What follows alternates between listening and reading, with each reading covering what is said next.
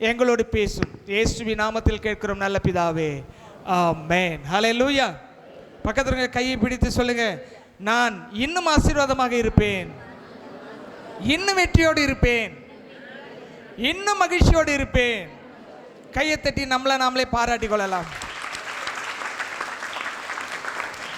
யாருமே நம்மளை உற்சாகப்படுத்தாத பொழுது நம்மை நாமே உற்சாகப்படுத்த கற்றுக்கொள்ள வேண்டும். அல்லேலூயா, அல்லேலூயா, அல்லேலூயா. ஒரு முறை ஒரு நபர் போயிட்டு ஒரு மருத்துவர் இடத்துல, எனக்கு மனசுக்கு ரொம்ப கஷ்டமாக இருக்குதுங்க, அதனால் ஏதாகிலும் ட்ரீட்மெண்ட்டு கொடுங்கன்னு சொல்லிட்டு அந்த மருத்துவரை போய் அணுகுனாராம். அப்போ அவர் சொன்னாராம், இந்த ஊரில் ஒரு நகைச்சுவை நடிகர் இருக்கார், அவரை போய் பாருங்கள், பார்த்தீங்கன்னா நீங்கள் சிரிச்சிங்கன்னா உங்கள் கவலையெல்லாம் போய்டுனாராம். அவர் சொன்னாரா, அந்த நடிகர் நான் தாங்கன்னாராம். என்னன்னா சில சமயத்தில் யாருமே நமக்கு எல்லாரையும் சந்தோஷப்படுத்திடுவோம், நம்மளை சந்தோஷப்படுத்துறதுக்கு யாருமே இருக்க மாட்டாங்க. அப்போ நம்ம என்ன செய்யணும் தெரியுமா? ஐசா கவலைப்படாதடா, பார்த்துக்கலாம்டா அப்படி நம்மளை நாமளே என்ன பண்ணிக்கணும், சந்தோஷப்படுத்திக்கணும், நம்மளை நாமளே தைரியப்படுத்திக் கொள்ள வேண்டும். ஹல்லேலூயா, அது ரொம்ப முக்கியம். இன்றைக்கு பாருங்க, தேவனுடைய வார்த்தைக்கு நேராக போகலாம். யோவான் எழுதின நிருபம் 3வது நிருபத்திலே ஒரே அதிகாரம்தான், 2 வசனத்தை கவனியுங்கள். இந்த உலகத்தில் 2 வகையான வாழ்க்கை இருக்கிறது. ஒன்று பூமிக்குரிய வாழ்க்கை, பூமிக்குரிய ஆசீர்வாதம், அதுவும் தேவன் தந்தது தான். பூமியில் மட்டும் அதை அனுபவிக்கிறதுனால பூமிக்குரிய ஆசீர்வாதம் சொல்கிறோம், அதுவும் தேவனுடைய ஆசீர்வாதம் தான். இன்னொன்று உன்னதத்துக்குரிய ஆசீர்வாதம், பரலோகத்துக்குரிய ஆசீர்வாதம். அது என்னென்று சொன்னால் நித்தியமாய் ஆண்டவரோடு வாழ்வது, நித்தியமாய் ஆண்டவரோடு நேரத்தை செலவிடுவது. அல்லேலூயா. அதை குறித்து ஒரு வார்த்தை இருக்கிறது 2வது வசனத்தில், உன் ஆத்துமா வாழ்கிறது போல, பிரியமானவனே உன் ஆத்துமா வாழ்கிறது போல நீ எல்லாவற்றிலையும் வாழ்ந்து சுகமாய் இருக்கும்படி வேண்டுகிறேன். இந்த வசனத்துக்காக கரங்களை தட்டி ஆண்டவருக்கு நன்றி சொல்லலாமா? ஹல்லேலூயா. எப்படி சொல்றாரு? ஃபர்ஸ்ட் வார்த்தை என்ன போட்டிருக்கு? வாசிங்க, என்னன்னு போட்டிருக்கு? பிரியமானவனே, பிரியமானவன், beloved, பிரியமானவனே உன் ஆத்துமா வாழ்கிறது போல நீ எல்லாவற்றிலையும் வாழ்ந்து சுகமாய் இருக்கும்படி வேண்டுகிறேன். There is a application. என்ன அப்ளிகேஷன், என்ன விண்ணப்பம்? எல்லாத்துலேயுமே எப்படி இருக்கணுமா? சுகமாக இருக்கணும். அதாவது sound health not only belongs to the physical body, it also mention the mind. சுகமாய் இருத்தல் என்பது சரீர சுகத்தை மட்டும் குறிக்கல, ஆத்ம சுகத்தை குறித்து சொல்லப்பட்டிருக்கிறது. அப்போ நல்ல கவனிங்க, உங்களுக்கு சவுண்டு மைண்ட் இருந்துச்சுன்னா சவுண்டு ஹெல்த் இருக்கும். எப்படி சொல்றது? உங்களுக்கு நல்ல ஆரோக்கியமான மனநிலை இருந்தால், உங்களுடைய ஆத்தும வசனத்தின்படி வாழ்ந்தால் சரீரம் சுகமாக இருக்கும். கவனிங்க, நான் பேசும்போது கவனிங்க. பைபிளை பார்க்கக்கூடாது, பிள்ளைங்க அங்கிட்டு எழுதக்கூடாது. You must listen carefully. உங்கள் எதிர்காலம் ஆசீர்வாதமாக இருக்கும். நல்லா கவனிங்க, பெரியவங்களும் கவனிங்க. பிரியமானவனே உன் ஆத்துமா வாழ்கிறது போல. இப்போ ஆத்துமா தான் ஃபஸ்ட்டு வாழணும், சரீரம் தானாகவே அதுக்கேற்ற மாதிரி மாறிடும். ஆத்மா ஒரு 80% தான் வாழ்ந்துட்டு இருக்குது வசனத்தின்படினா, சரீரம் 80% தான் இருக்கும்.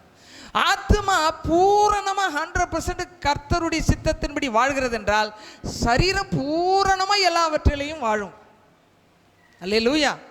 இப்போ ஆத்மா வாழாம உங்க கையில் பணமோ பொருளோ நகையோ வீடோ பங்களாவோ காரோ ஆஸ்தியோ சொத்தோ சுகமோ எது இருந்தாலும் ஆத்மா நஷ்டப்பட்டு இதெல்லாம் இருக்கிறதுனால பிரயோஜனம் ஒன்று கிடையாது. அப்போ அதனால தான் according to the word of God first preference எதுக்கு கொடுக்குறார் ஆண்டவர்னா? ஆத்மாவுக்கு கொடுக்கிறார்.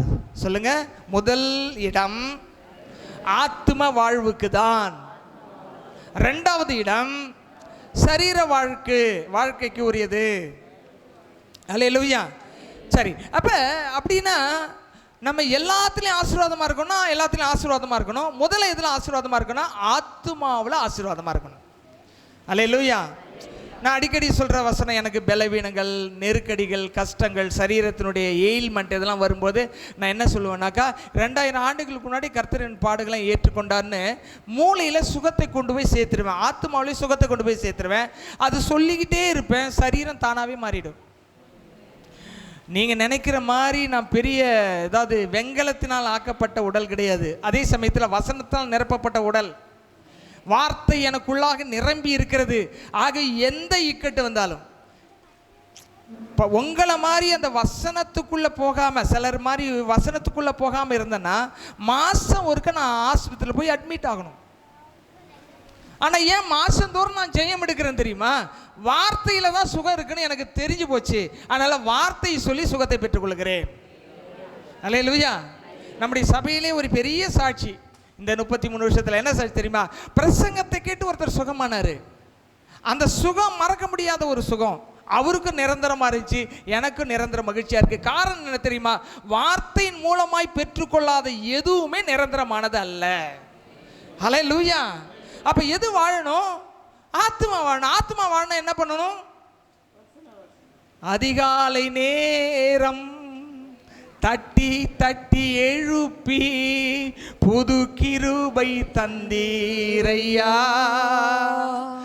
ஆனந்த மழையில் நனைத்து நனைத்து தினம் நன்றி சொல்ல வைத்தீரையா.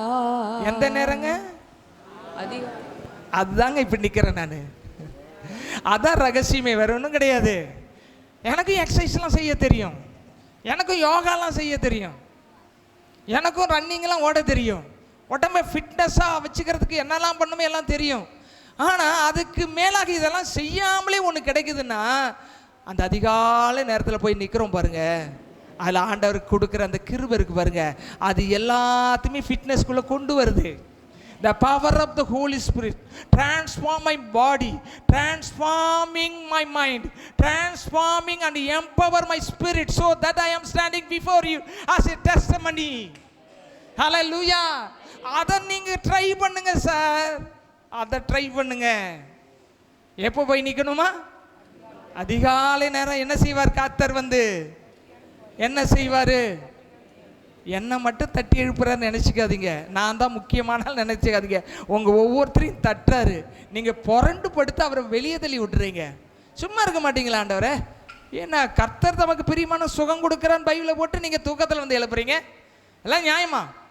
நான் படுத்ததே 12 மணி, இப்போ போய் எழுப்புறீங்களே அப்படின்னு நீங்கள் கேட்டிங்கன்னா, அவர் இந்த புது கிருபையை கொடுக்காம எடுத்துக்கிட்டே போயிடுறாரு. இந்த ஃபார்முலா மாற்றவே மாட்டார். அல்லேலூயா, அல்லேலூயா. அப்போ அதிகாலை எழுந்து தேவ சமூகத்தில் நிற்கும் பொழுது பார்த்தீங்கன்னா, எலியா சொல்கிறாரு, தேவனுக்கு முன்பாக நிற்கிற நான் சொல்கிறேன், மழையும் பெய்யாது பனியும் பெய்யாது. மறுக்க சொல்கிறாரு, தேவனுக்கு முன்பாக நிற்கிற நான் சொல்கிறேன், பனி பெய்யும் மழை பெய்யும், நான் கிளம்புறேன், இப்போ வரும் அப்படின்னு சொல்கிறாரு. If you stand before God in the early morning, whatever you say against something, it will take place. எதை நீங்கள் பேசலாம் அது நடக்கும். எங்க எப்போ நிற்கணும்? ஆமாங்க, அங்கே நிற்கணும்.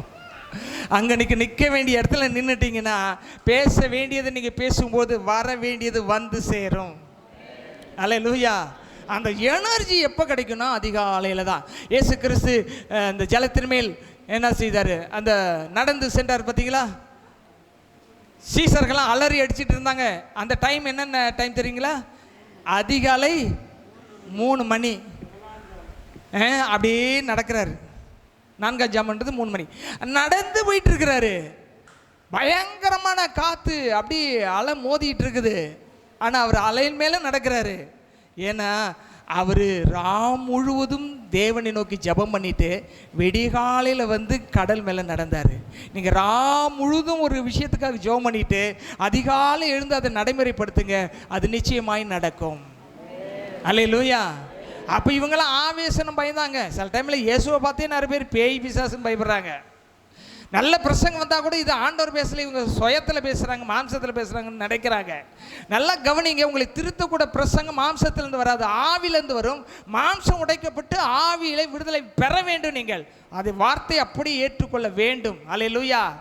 அப்போ இயேசு காற்றையும் கடலையும் அதட்டினார். பேதுரு இறங்கி ஜலத்தின் மீது நடந்தார், அவரும் நடந்து பார்த்தார். அல்லேலூயா. ஏன் மூழ்கினார்னா அவருடைய வார்த்தையினால் நடந்தார். இவருடைய ஜபம் இயேசுவோடு இருந்திருந்தார் ராமுஷம், இவரும் இயேசுவோடு கூட நடந்து வந்திருப்பார்.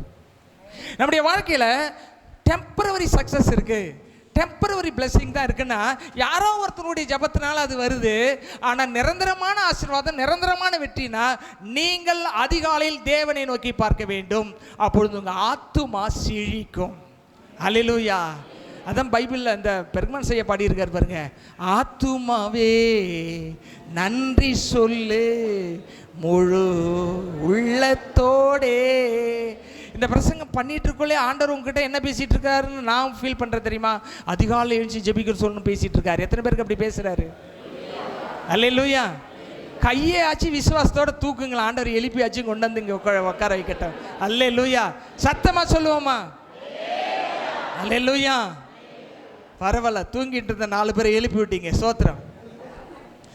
நிறைய கவனிங்க, நம்ம ஆத்துமா வாழ வேண்டும். ஆத்துமாவுக்கு ஈக்குவலாக எதுவுமே கிடையாது. மத்திய எழுதின சுவிசேஷம் 16ஆம் அதிகாரம் 26ஆம் வசனம் பாருங்க. மனுஷன் உலகம் முழுவதையும் ஆதாயப்படுத்தி கொண்டாலும் தன் ஜீவனை நஷ்டப்படுத்தினால் அவனுக்கு லாபம் என்ன? மனுஷன் தன் ஜீவனுக்கு ஈடாக என்னத்தை கொடுப்பான்? ஆத்துமாவை. ஜீவன் என்பது ஆத்துமாவையும் குறிக்கிறது, ஆவியும் குறிக்கிறது. லைஃப், ஆங்கிலத்தில் லைஃப், ஜீவன் என்றதுக்கு லைஃப். இந்த உலக வாழ்க்கையில் எல்லாத்தையுமே ஆதாயம் பண்ணிட்டேன் சார். நான் வேலை நல்லா வாங்கிட்டுங்க, ஜெபம் பண்ணி நல்ல ஒரு வீடு கட்டிட்டுங்க, ஜெபம் பண்ணி நல்ல ஒரு கார் வாங்கிட்டுங்க, ஜெபம் பண்ணி நான் வந்து நல்ல ட்ரெஸ் எல்லாம் வாங்கிட்டுங்க, எல்லாம் ரைட்டுங்க. ஆனால் ஜெபிக்கிறது இல்லைங்க 5 மணிக்கு, பைபிளெல்லாம் தியானிக்கிறது இல்லை அப்படின்னா எதை நஷ்டப்படுத்திக்கிட்டு இருக்கோம்? ஆத்துமாவை நஷ்டப்படுத்திட்டு இருக்கிறோம். இங்க மறுபடியும் நான் வாசிக்கிறேன். மனுஷன் உலகம் முழுவதையும் ஆதாயப்படுத்தினாலும் தன் ஆத்துமாவை, ஜீவனை நஷ்டப்படுத்தினால் அவனுக்கு லாபம் என்ன? there is no profit. லாபம் என்ன? மனுஷன் தன்னுடைய ஆத்துமாவுக்கு ஈடாக எதையுமே கொடுத்து ஈக்குவல் பண்ண முடியாதுங்க. இதெல்லாம் ஆண்டவர் இலவசமாக பூமியில் கொடுக்கறதுக்காக நம்பி அவர்கிட்ட வரக்கூடாது. இது வேணும், ஆனால் இதை விட முக்கியமானது நான் அதிகாலை எழும்பி என் ஆத்மாவை வாழ வைக்க வேண்டும். அதிகாலை எழுந்துச்சுன்னா ஆத்மா வாழ வச்சிடலாம், ஆத்மா வந்துச்சுன்னா எல்லாத்துலையும் வாழ்ந்துடலாம். லாபம் ஒன்றும் கிடையாது, எல்லாத்தையும் நீங்கள் வாங்கியிருக்கலாம், உங்கள் ஜெபத்துக்கு எல்லாமே பதில் கிடைச்சிருக்கலாம். லாபம் என்று ஒன்றுமே கிடையாது. ஏன்? ஆத்மா நஷ்டப்பட்டு எல்லாம் வந்தால் பிரயோஜனம் ஒன்று கிடையாது. இங்கே கவனிங்க, ஆண்டவர் என்ன சொல்கிறாருன்னு சொன்னாக்கா, 1 கொரிந்தியரின் புஸ்தகம் 15ஆம் அதிகாரம் 19ஆம் வசனத்தில் அப்படியே சொல்கிறாரு, இம்மைக்காக மாத்திரம் நீங்கள் நாம் கிறிஸ்துவின் மேல் நம்பிக்கையுள்ளவர்களாக இருந்தால். எதுக்காக மட்டும்? சர்ச்சுக்கு போனால் வேலை கிடைக்கும், எஸ் கிடைக்கும். சர்ச்சுக்கு போனால் கல்யாணம் ஆகும், ஓகே, கண்டிப்பாக கல்யாணம் ஆகும். சர்ச்சுக்கு போனால் பணம் கிடைக்கும், கண்டிப்பாக கிடைக்கும். சர்ச்சுக்கு போனால் சுகம் கிடைக்கும், கண்டிப்பாக கிடைக்கும். அப்புறம் நான் எல்லாம் கிடைச்சிருச்சு இல்லை, இனி ஜெபமே பண்ண வேண்டியதில்லை அப்படின்னா அவங்களுக்கு பேர் என்ன? இம்மைக்காக கிறிஸ்துவின் மீது நம்பிக்கை வைக்கிற மக்கள். அது கிடைக்காத போதே நின்றுவாங்க சிலர் கிடைச்ச பொழுது நின்றுவாங்க. ரெண்டும் ஒரே கேட்டகரி தான். இம்மைக்காக மாத்திரம் நீங்கள் கிறிஸ்துவின் மேல் நம்பிக்கையுள்ளவர்களாக இருந்தால் எல்லா மனுஷர்களை பார்க்கிலும் பரிதபிக்கப்படத்தக்கவர்களாக இருப்ப. ஏன்னா மறுமைக்காக தான் கர்த்தர் ரட்சித்தார், மறுமைக்காக தான் சிலுவையில் ரத்தம் சிந்தினார், மறுமைக்கு கொண்டு போவதற்காக தான் பூமிக்கு இறங்கி வந்தார். இதை நோக்கத்தை புரிந்து கொள்ளாமல் கிறிஸ்துவை பின்பற்றுகிறவர்கள் இது கிடைத்த பொழுதும் பின்வாங்கி விடுவார்கள், கிடைக்காத பொழுதும் பின்வாங்கி விடுவார்கள். அவர்கள் நோக்கம் என்னன்னா, நான் நினைச்சதை கடவுள் செய்யணும். அப்படி இருக்கக்கூடாது. இம்மைக்காக வாழக்கூடாது, ஆத்துமா வாழணும். இங்க அப்பதான் இந்த ஆத்துமா பரலோகத்தில் போய் வாழும். இங்க ஆத்துமா ஏன் வாழணும்னு சொல்றாருன்னா, அங்க போய் ஆத்துமா தான் வாழ போகுது, சரீரம் மண்ணுக்கு போயிடும். இந்த மண்ணுக்கு போற சரீரத்துக்காக பணம், பொருள், உதவி, வேலை கீழே எல்லாத்தையும் நீங்க சம்பாரிச்சுட்டு ஆத்துமாவை நஷ்டப்படுத்தி விடாதீர்கள். இது ரட்சிக்கப்படாதவர்களுக்கு உரிய செய்தி, ரட்சிக்கப்பட்டவர்களுக்கு உரிய செய்தி. அல்லேலூயா, அல்லேலூயா. நீங்க பைபிள்ல லாசரு ஐஸ்வர்யன் கதை வந்து பார்த்தீங்கன்னா 2 பேரும் தேவனை அறிந்தவர்கள். அவரும் கிறிஸ்தவர் தான். அப்படி நம்ம இப்போ புரியறதுக்காக சொல்கிறேன். அது பழைய ஏற்பாட்டு காலத்தில் நடந்தது, இயேசு ஓமையா சொல்கிறாரு. அவரும் கிறிஸ்தவர் தான், லாசரும் கிறிஸ்தவன் தான், அப்படி வச்சுக்கலாம், அப்போ தான் புரியும். அவர் என்ன பண்ணார்? யாருக்குமே பிரயோஜனம் இல்லை. ஒரு நேரத்துக்கு 4 ட்ரெஸ் 5 ட்ரெஸ் மாற்றினார். சம்பரமாக சாப்பிட்டார். எல்லாம் எல்லாம் எல்லாம் வெல்டூடாக இருந்தார். ஹெல்த் வெல்த் எல்லாம் அவருக்கு நிரம்பி இருந்தது. ஆனால் ஒரே இரவிலே லாசரும் மரிக்கிறான், ஐஸ்வரன் மரிக்கிறான். ஒரே இரவில் அவர்கள் ஆத்துமா பயணிக்கிறது. ஒருவன் ஆபிரகாம் மடியிலே கொண்டு போய் விடப்படுகிறான், ஒருவன் பாதாளத்திலே கொண்டு போய் விடப்படுகிறான். இவன் ஆத்துமாவுக்கு சாப்பாடு போடலை. அவன் ஆத்துமாவுக்கு வயிற்றுக்கு சாப்பாடு இல்லாட்டாலும் ஆத்துமாவுக்கு சாப்பாடை போட்டுட்டு இருந்தான். அவன் தேவனை தூஷிக்கல. ஏன் எனக்கு இந்த பிச்சை எடுக்கிற நிலைமை, பிச்சை எடுக்க கூட பாத்திரம் இல்லையே, இந்த கிறிஸ்தவன் ஒரு உண்ட சோறு கூட எனக்கு போட மாட்டானே, நாய்க்கு போடுற சாப்பாடு கூட எனக்கு கிடைக்கலன்னு மறுதளிச்சு போகல. அவன் அப்படியே நின்ன ஆண்டவருக்காக. அவன் ஆத்மாவுக்கு முக்கியத்துவம் கொடுத்தான். உள்ளே இருந்தவன் சரீரத்துக்கு முக்கியத்துவம் கொடுத்தான். அவன் கீழே போனான், ஆத்மாவுக்கு முக்கியத்துவம் கொடுத்தான், மேரம் போனான். நம்ம எதுக்கு முக்கியத்துவம் கொடுத்து வாழ்கிறோம்? ஜெபத்துக்கு முக்கியத்துவம் கொடுக்க மாட்டோம், ஆராதனைக்கு முக்கியத்துவம் கொடுக்க மாட்டோம், பிரசங்கத்துக்கு முக்கியத்துவம் கொடுக்க மாட்டோம், சபையில் நேரம் செலவிடத்துக்கு முக்கியத்துவம் கொடுக்க மாட்டோம், உபவாசத்துக்கு முக்கியத்துவம் கொடுக்க மாட்டோம். இதையெல்லாம் கொடுக்கலன்னா ஆத்மா எப்படி வாழும்? ஒரு நாளைக்கு சாப்பாடு எப்படி சாப்பிட்றோம்? காலையில் டிஃபன் ரைட், ஓகே, சட்னி கொஞ்சம் அரைச்சியா, சாம்பார் தான் வச்சியா, அடடா இன்னும் கொஞ்சம் சட்னி இருந்தால் நல்லாயிருக்கும், கொஞ்சம் வெங்காய சட்னி அரைச்சிருக்கலாம்ல, சாம்பாருக்கு ஒரு தேங்காய் சட்னி கொஞ்சம் இருந்தால் இன்னும் கொஞ்சம் நல்லா இருக்கும்ல, சரி இது கூட ஒரு வடை இருந்தால் கொஞ்சம் நல்லா இருக்கும்ல, சாப்பிட்றோம். சாப்பிட்டு முடிச்சு ஒரு 10-11 மணி அடிச்சா ஒரு டீ அடித்தா நல்லா இருக்குமே, சாயா கூட ஒரு 2 பிஸ்கெட் சாப்பிட்டா நல்லா இருக்குமே, ரைட் ஓகே சூப்பர், இன்னைக்கு பரவாயில்ல. அப்புறம் இன்னும் கொஞ்சம் நேரம் ஆச்சுன்னா என்ன பண்ணும், கொஞ்சம் ஜூஸ் குடித்தா நல்லா இருக்குமே, அது கொஞ்சம் சாப்பாட்டு போடுது. மறுபடியும் மத்தியானம் சாப்பாடு, மறுபடியும் ஈவினிங் ஒரு ரீஃப்ரெஷ்மெண்ட்டு, டீ ஸ்நாக்ஸு, ஈவினிங் கொஞ்சம் டிஃபனு, நைட்டு கொஞ்சம் நல்லா ஒரு சாப்பாடு. இத்தனையும் போட்டால் இந்த உடம்பு நடக்குது, பேசுது, ஆடுது, அசையுது. ஒரு சாப்பாடும் போடாமல் ஞாயிற்றுக்கிழமை மட்டும் ஒரு மணி நேரத்தில் ஒரு 10% சாப்பாடு இந்த பிரசங்கத்தில் கிடைக்குது உங்களுக்கு. இந்த 10% வச்சு 90% எப்படி வாழ முடியும்? வாழ முடியாது. அது வாழணும்னா நீங்கள் முட்டியை போடணும், நீங்கள் பாட்டு பாடணும், நீங்கள் பைபிள் வாசிக்கணும், நீங்கள் கையை உயர்த்தி ஜெபிக்கணும், நீங்கள் கையை உயர்த்தி உங்கள் வீட்டில் ஆராதிக்கணும். அப்போ தான் உங்கள் ஆத்மா வாழும். அல்லேலூயா, அல்லேலூயா, அல்லேலூயா. அப்படி வாழ்ந்தா எல்லாவற்றிலும் வாழலாம். இங்கே ஒரு உதாரணத்தை நான் உங்களுக்கு சொல்ல விரும்புகிறேன். லூக்கா எழுதின சுவிசேஷம் 12ஆம் அதிகாரம் 15ஆம் வசனம். பின்பு அவர் அவர்களை நோக்கி, பொருளாசை குறித்து எச்சரிக்கையாக இருங்கள், ஏனெனில் ஒருவனுக்கு எவ்வளவு திரளான ஆஸ்தி இருந்தாலும் அது அவனுக்கு ஜீவன் கிடையாது, ஆத்மாவின் ஜீவன் கிடையாது, ஆத்மாவுக்கு அது உயிர் கொடுக்காது. ஒருவனுக்கு எவ்வளவு திரளான ஆஸ்தி இருந்தாலும் அது அவனுக்கு என்ன கிடையாதா? ஜீவன் கிடையாது. வாசிக்கிறீங்களா? எடுத்துட்டீங்களா? எச்சரிக்கையா இருங்கள், ஏனெனில் ஒருவனுக்கு எவ்வளவு திரளான ஆஸ்தி இருந்தாலும் அது அவனுக்கு ஜீவன் அல்ல என்றார். 16 21 வரைக்கும் வாசிங்க. அல்லாமலும் ஒரு உவமையை அவர்களுக்கு சொன்னார். ஐஸ்வர்யமுள்ள ஒருவனுடைய நிலம் நன்றாய் விளைந்தது. அப்பொழுது அவன், நான் என்ன செய்வேன்? என் தானியங்களை சேர்த்து வைக்கிறதற்கு இடமில்லையே. நான் ஒன்று செய்வேன், என் களஞ்சியங்களை இடித்து பெரிதாக கட்டி எனக்கு விளைந்த தானியத்தையும் என் பொருளையும் அங்கே சேர்த்து வைத்து, பின்பு ஆத்துமாவே, உனக்காக அநேக வருஷங்களுக்கு அநேகம் பொருள்கள் சேர்த்து வைக்கப்பட்டிருக்கிறது, நீ இளைப்பாரி புசித்து குடித்து பூரிப்பாய் இரு என்று என் ஆத்துமாவே உனக்காக அநேக வருஷங்களுக்கு அநேகம் பொருட்கள் சேர்த்து வைக்கப்பட்டிருக்கிறது. எதுக்கு சேர்த்து வச்சிருக்கானா? ஆத்மாவுக்கு. கவனிங்க, ஆத்மா சாப்பிடாது, சரீரம் தான் சாப்பிடும். நீங்க உங்களுக்கு சேர்த்து வைக்கிறதெல்லாம் ஆத்மாவுக்கு சேர்த்து வைக்கல, சரீரத்துக்கு தான் சேர்த்து வைக்கிறது. ஆண்டவர் ஓமையை சொல்றாரு பாருங்க, எனக்கு ஆத்மாவே உனக்காக நிறைய விளைஞ்சிருச்சு, நிறைய பணம் வந்துருச்சு, நிறைய நகை வந்துருச்சு, நிறைய இடம் வந்துருச்சு, எல்லாம் நிறைய வந்துருச்சு, சேர்த்து வைப்போம். யாருக்கு சேர்த்து வைப்போம்? பையனுக்கு சேர்த்து வைப்போம், பையனுக்கு அடுத்தது பேரனுக்கு சேர்த்து வைக்கும், பேரனுக்கு அடுத்தது ஆகட்டும், அப்படி சொல்லி உலகம் சேர்த்து வைத்து கொண்டே இருக்கிறது. அப்படிப்பட்ட மக்களை பார்த்து சொல்றாரு, இந்த ஆத்மாவே உனக்காக சேர்த்து வைக்கப்பட்டிருக்கிறது, நீ இளைப்பாரி புசித்து குடித்து பூரிப்பாய் இரு. ஜாலியா என்ஜாய் பண்றா லைஃப. எல்லாம் கிடைச்சிடுச்சுரா, பணம் கிடைச்சிருச்சு, பொருள் கிடைச்சிருச்சு, எல்லாம் கிடைச்சிருச்சு, ஜாலியா இரு. இன்னொரு 10 வருஷத்துக்கு எந்த கவலையும் இல்லை. 5 தலைக்கட்டுக்கு சாப்பிடலாம், 10 தலைக்கட்டுக்கு சாப்பிடலாம் அப்படின்னு சேர்த்து வச்சுட்டான். ஆனா எதை சேர்த்து வைக்கல? பரலோக ராஜ்யத்தில் போய் வாழக்கூடிய வாழ்க்கையை இவன் சேர்த்து வைக்கல. அப்போ ஒரு நாள் இவன் இப்படி சொல்லிக்கிட்டு ஜாலியா இருக்கும்போது ஆண்டவர் ஒரு நாள் வந்து பேசுகிறார். என்ன பேசுறார்? வாசிங்க. தேவன் அவனை நோக்கி மதிகேடனே, உன் ஆத்துமா இன்றைக்கு இந்த ராத்திரியிலே எடுத்துக்கொள்ளப்படும். அப்பொழுது நீ சேர்த்து வைத்தது யாருடையதாகும் என்றார்.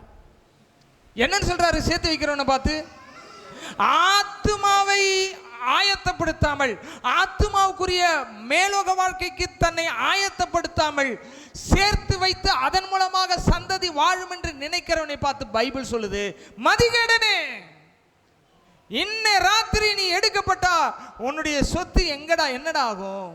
உன் ஆத்மாவுக்கு வாழ்க்கைக்கு தேடவில்லையே. இன்னைக்கு கிறிஸ்தவ மக்களாகிய நீங்கள், இத சத்தத்தை கேட்கிற நீங்கள் ஒன்றை புரிந்து கொள்ள வேண்டும். உங்கள் ஆத்மா வாழ்கிறது போல உங்கள் மனைவி பிள்ளைகளுடைய ஆத்மாவை வாழ வையுங்க. அவர்கள் அடுத்த தலைமுறையை கிறிஸ்துக்குள் வாழ வைக்கட்டும். ஆத்மா வாழாமல் இவைகளினால பிரயோஜனம் இல்லை. உலகம் நம்மை பார்த்து என்ன வேணா பேசட்டும், சொல்லுவாங்க சர்ச்சுக்கு போறாங்க அப்படி இருக்கு இப்படி. நல்லதுதான், ஆத்மா வாழ்தா. ஆத்மா வாழ்க்கை இல்லாமல் வெறுமையாக அங்க போனால் ஒன்றுமே பிரயோஜனம் இல்லை. அந்த ஊமையில அந்த ராத்திரியில் அந்த பணக்காரன் மரித்து போனான். எல்லாரும் பொருட்களை வந்து எடுத்துக்கொண்டு போய்விட்டார்கள். தேவனுடைய பிள்ளைகள் எப்பொழுதுமே எப்படி இருக்குன்னா ஆத்மா வாழணும். மண்ணுக்காக மாணிக்கத்தை விட்டுறாதீங்க. இந்த மாணிக்கம் நமக்குள்ள வரணும்னா அதிகாலையில் வந்து ஜெபிங்க. இரவு நேரம் தூங்க போகிறதுக்கு முன்னாடி 1 மணி நேரம் ஜெபிங்க. சாப்பிட்றதுக்கு முன்னாடி ஜெபிங்க, இல்லாட்டி சாப்பிட்டுட்டாச்சு தெம்பா ஜெபிங்க. ஜெபம் இல்லைன்னா ஆத்மா வாழாது. நம்முடைய ஆவிக்கு வேண்டிய சாப்பாடு ஜெபம், ஆத்மாவுக்கு வேண்டிய சாப்பாடு வேத வசனம். இது ரெண்டையும் உங்கள் வளர்ச்சிக்கு ஏற்ற மாதிரி நிரப்பலன்னா ஆவிலையும் ஆத்மாவிலையும் நீங்கள் பட்னியாக கிடக்கிறீங்க, ஊனமாக கிடக்கிறீங்க, நடக்க முடியாமல் கிடக்கிறீங்கன்னு அர்த்தம். இந்த உதாரணத்துக்கு பிறகு நீங்கள் பார்த்தீங்கன்னு சொன்னாக்கா எல்லாமே வேஸ்ட்டாக போச்சு அவனுக்கு. நமக்கு எது இருந்தாலும் இல்லாவிட்டாலும் நம்முடைய ஆத்மாவை குறித்து எச்சரிக்கையாக இருக்கணும். ஏன்னா ஆத்மாவில் தான் என்ன இருக்குது? சந்தோஷம் இருக்குது. அது எதனால் கிடைக்குதுன்னா பரிசுத்த ஆவியினால கிடைக்கிறது. அவர் உலகம் கொடுக்கிற பிரகாரமாய் நமக்கு சந்தோஷம் கொடுக்கவில்லை. பரலோக சந்தோஷம் எப்படின்னா எதுவுமே இல்லாவிட்டாலும் சந்தோஷமா இருக்கிறோம் பாருங்க, அதான் பரலோக சந்தோஷம். இந்த உலகத்தில் நீங்கள் பாருங்க, பிரபல்யங்களை பாருங்க. நம்ம வாழ்க்கிற காலத்திலே நிறைய பிரபல்யங்கள் பாருங்க. சில பிரபல்யங்கள் மரித்து போய்விட்டார்கள். அவருடைய கடைசி ஸ்டேட்மெண்ட்டை பாருங்க. பணத்திலையும் புகழ்ச்சியிலையும் திரைப்படங்களிலும் பாடல்களிலேயும் பல தொழில்களும் முன்னேறி அவர்கள் விட்டு சென்ற வார்த்தைகளை கவனித்துப்பார்கள். அவைகளினால் ஜீவன் இல்லை, அவைகளினால் ஆத்ம வாழ்வு கிடையாது. எல்லாமே மண்ணோடு மண்ணாக போய்விடுகிறது. அதான் ஒருத்தர் பாடினாரு, எல்லாமே மண்ணுதான் ஐயா, எல்லாமே மாயை தான் ஐயா, எல்லாமே மண்ணுதான் ஐயா,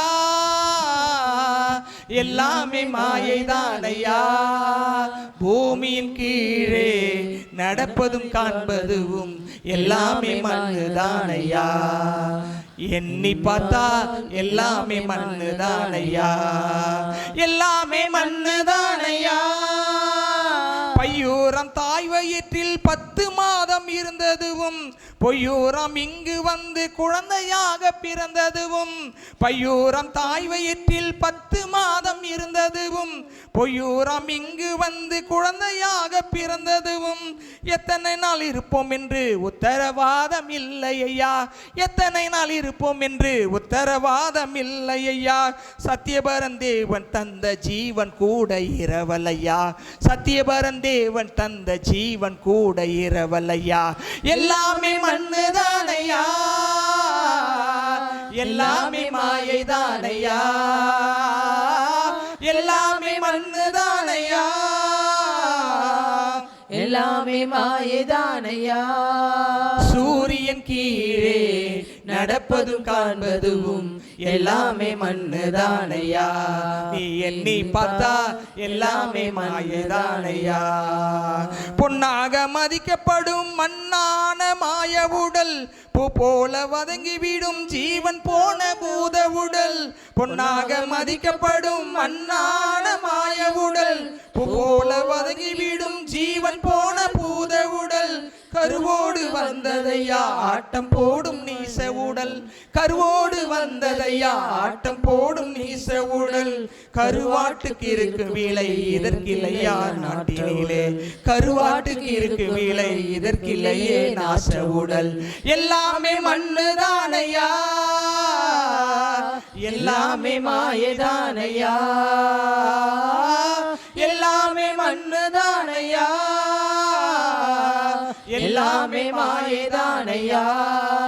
சூரியன் கீழே நடப்பதும் காண்பதும் எல்லாமே மண்ணுதானையா. நீ எண்ணி பார்த்தால் எல்லாமே மண்ணுதானையா.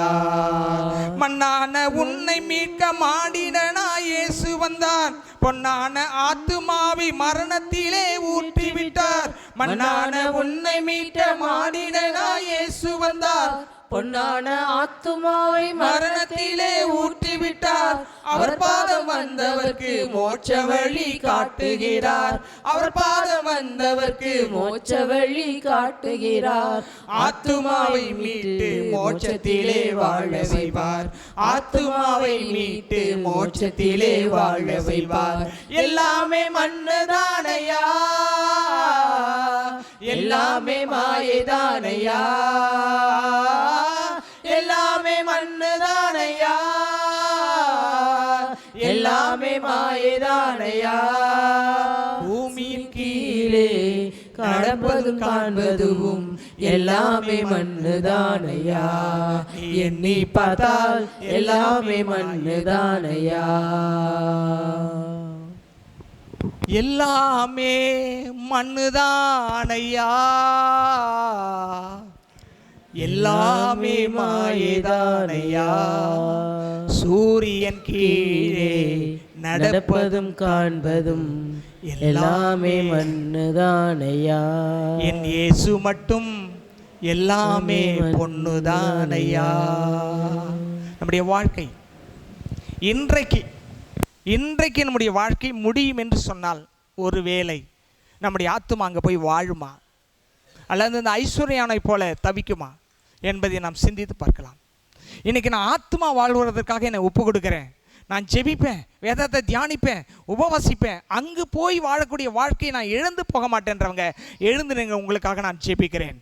எங்கள் அன்பு நிறைந்த பிதாவே, எழுந்து நிற்கிறமுடைய அன்பு சகோதர சகோதரிகளுக்காக ஜெபிக்கிறேன். இந்த மாயையான உலகத்திலே, இந்த உலகத்தின் ஐஸ்வர்யங்களை மயங்கி ஓடி விடாதபடி இன்றைக்கு எழுந்து நிற்கிற சிறு குழந்தைகள், பெரியவர்கள், வாலிபர்கள் எல்லாம் இன்றைக்கு நீ மரித்தால் நித்தியத்தை எங்கே கழிப்பா என்ற கேள்விக்கு பதிலாக எழுந்து நிற்கிற ஒவ்வொருவருடைய ஆத்துமாவையும் உயிர்ப்பிப்பீராக.